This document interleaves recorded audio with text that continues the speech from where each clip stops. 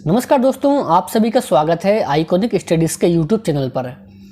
दोस्तों, आज की इस क्लास में हम जीके जीएस के कुछ बेहद ही शानदार क्वेश्चन एंड आंसर को कवर करेंगे, जो कि आपके आगामी सभी परीक्षाओं के लिए बहुत ज़्यादा महत्वपूर्ण है।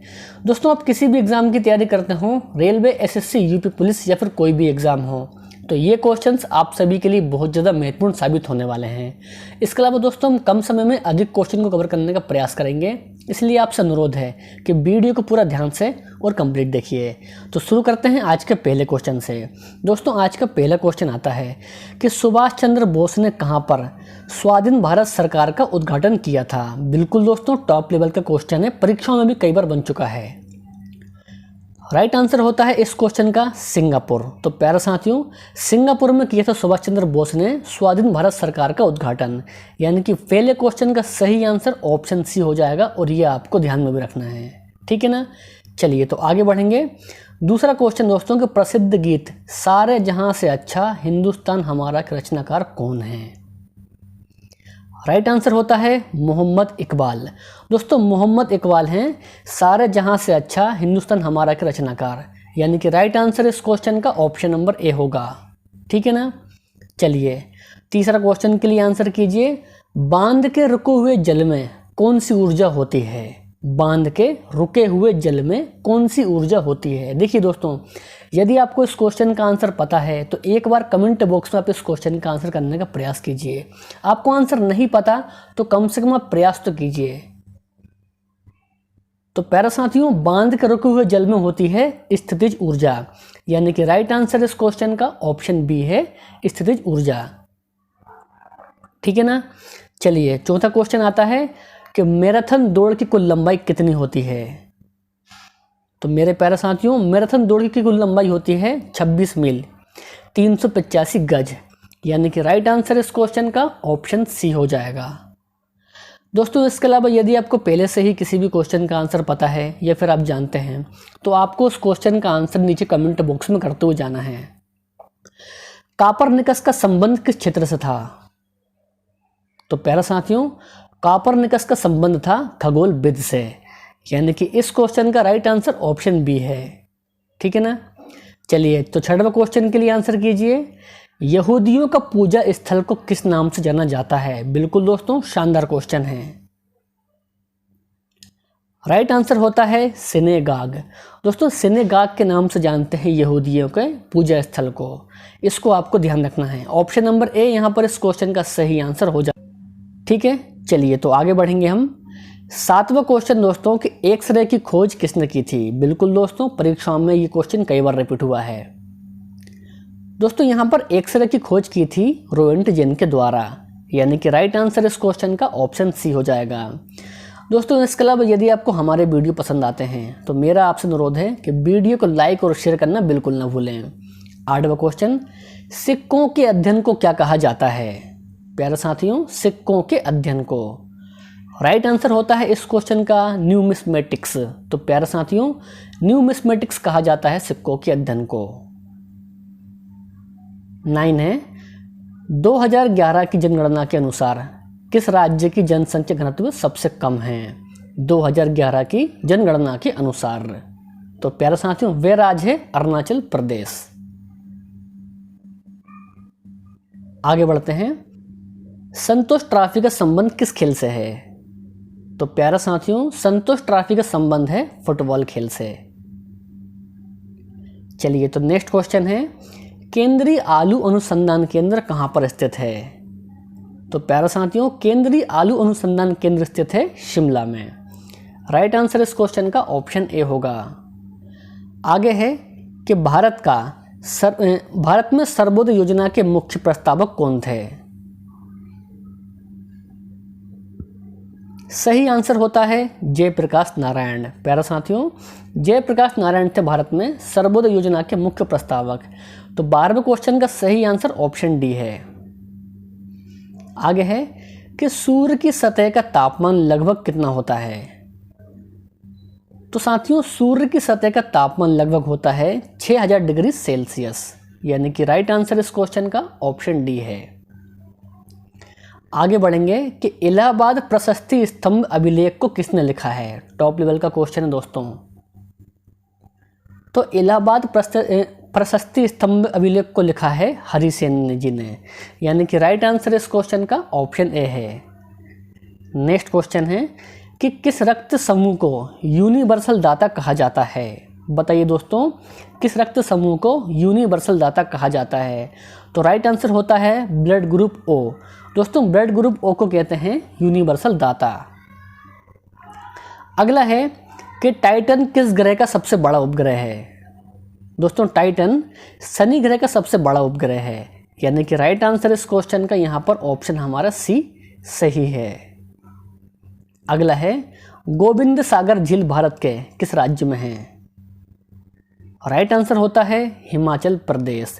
दोस्तों हिमाचल प्रदेश में है गोविंद सागर झील। चलिए तो आगे है, पारा का दूसरा नाम क्या है? बताइए दोस्तों, पारे का दूसरा नाम क्या है? राइट आंसर है इस क्वेश्चन का क्विक सिल्वर। दोस्तों क्विक सिल्वर होता है पारे का दूसरा नाम। राइट आंसर इस क्वेश्चन का ऑप्शन ए है। आगे है, अली अकबर खां का संबंध किस वाद्य यंत्र से है?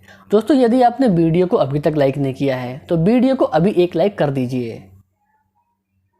दोस्तों अली अकबर खां का संबंध है सरोद से, यानी कि राइट आंसर ऑप्शन बी है इस क्वेश्चन का। आतिशबाजी उद्योग के लिए प्रसिद्ध शिवकाशी किस राज्य में है? बिल्कुल दोस्तों, वेरी इंपॉर्टेंट क्वेश्चन है। दोस्तों तमिलनाडु में है आतिशबाजी उद्योग शिवकाशी, यानी कि राइट आंसर ऑप्शन सी है 20 नंबर क्वेश्चन का। 21 है कि ध्वनि तरंगे किससे होकर नहीं गुजरती? ध्वनि तरंगे किससे होकर नहीं गुजरती? राइट आंसर होता है निर्वात, यानी कि वैक्यूम से। दोस्तों वैक्यूम से ध्वनि तरंगे होकर नहीं गुजरती, यानी कि राइट आंसर इस क्वेश्चन का ऑप्शन बी है। चलिए आगे बढ़ेंगे, हेनसांग किस देश का निवासी था? दोस्तों हेनसांग निवासी था चीन देश का। तो राइट आंसर इस क्वेश्चन का ऑप्शन बी है, इसको भी आपको ध्यान रखना है। आगे है कि पौधों के किस भाग से केसर प्राप्त किया जाता है? बिल्कुल दोस्तों, वेरी इंपॉर्टेंट क्वेश्चन है। पौधे के किस भाग से केसर प्राप्त किया जाता है? राइट आंसर होता है पुंकेसर। दोस्तों पुंकेसर से प्राप्त होता है केसर, तो इसको आपको ध्यान रखना है, परीक्षाओं के लिए काफ़ी ज़्यादा महत्वपूर्ण है। आगे बढ़ेंगे हम कि हवाई द्वीप किस महासागर में स्थित है? तो प्यारे साथियों हवाई द्वीप है प्रशांत महासागर में। 25 क्वेश्चन के लिए आंसर कीजिए आप लोग। प्राचीन मिस्र में मृतकों के टीले को किस नाम से जाना जाता था? राइट आंसर होता है ममीज के नाम से, तो इसको भी आपको ध्यान रखना है। नेक्स्ट है कि पाब्लो पिकासो का संबंध किस क्षेत्र से था? राइट आंसर होता है चित्रकार। तो प्यारे साथियों पाब्लो पिकासो चित्रकार थे, ठीक है ना। चलिए तो आगे है कि तिरुचिरापल्ली शहर किस नदी के तट पर बसा हुआ है? तिरुचिरापल्ली शहर, राइट आंसर होता है कावेरी नदी के तट पर है तिरुचिरापल्ली शहर, यानी कि इस क्वेश्चन का राइट आंसर दोस्तों ऑप्शन बी हो जाएगा। 28 है कि सूचना का अधिकार अधिनियम किस वर्ष पारित हुआ था? तो प्यारे साथियों 2005 में पारित हुआ था सूचना का अधिकार अधिनियम।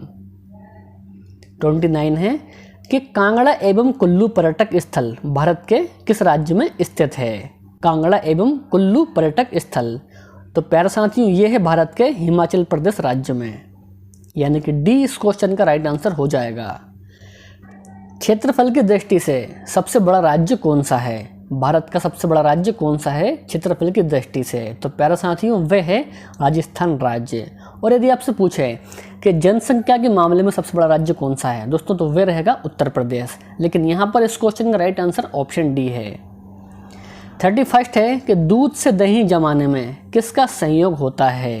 दूध से दही जमाने में राइट आंसर होता है लैक्टोबैसिलस। तो प्यारे साथियों लैक्टोबैसिलस का प्रयोग होता है दूध से दही को जमाने में। आगे है कि हिंदी भाषा का प्रथम महाकाव्य किसे कहा जाता है?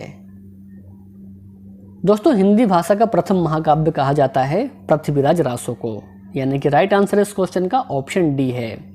आगे बढ़ेंगे हम कि ग्रेट हिमालयन नेशनल पार्क किस राज्य में है? ग्रेट हिमालयन दोस्तों ये है हिमाचल प्रदेश में, यानी कि डी इस क्वेश्चन का, ऑप्शन बी इस क्वेश्चन का सही आंसर होता है कि हिमाचल प्रदेश में है ग्रेट हिमालयन नेशनल पार्क। इसको भी आपको ध्यान रखना है। आगे है कि हेलमेट कप का संबंध किस खेल से है। तो प्यारे साथियों, हेलमेट कप का संबंध है टेनिस खेल से।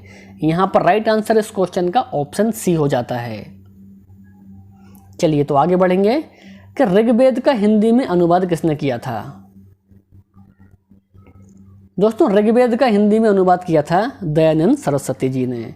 सही आंसर इस क्वेश्चन का ऑप्शन ए है। नेक्स्ट क्वेश्चन है कि जगन्नाथ मंदिर को किस वंश के शासक ने बनवाया था।